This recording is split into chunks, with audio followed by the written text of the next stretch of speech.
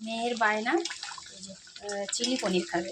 তো নিরামিষ দিনে না চিলি পনির করা আমার একটু চাপ হয়ে যায়, মানে সস ফস ইউজ করি না, যেহেতু আমাদের দোকানে সব সসগুলোই নো গার্লিক নো অনিয়ন নেই, মানে সব সসই গার্লিক অনিয়ন।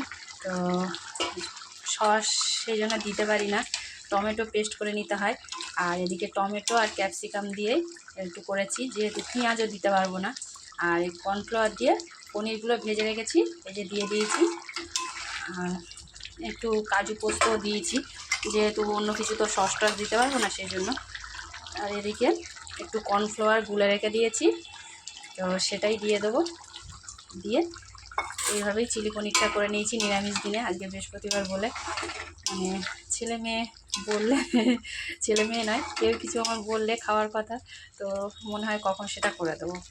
তো যাই হোক, আর এদিকে রাইস তো হয়ে গেছে। এবার আমি সেন্টারে যাব, 10:30 বেজে গেছে, সেন্টারে বেরোবো। আর আলুর দমও করে নিয়েছি। তো ব্যাস রান্নাবান্না এই পর্যন্ত কমপ্লিট হয়ে গেছে।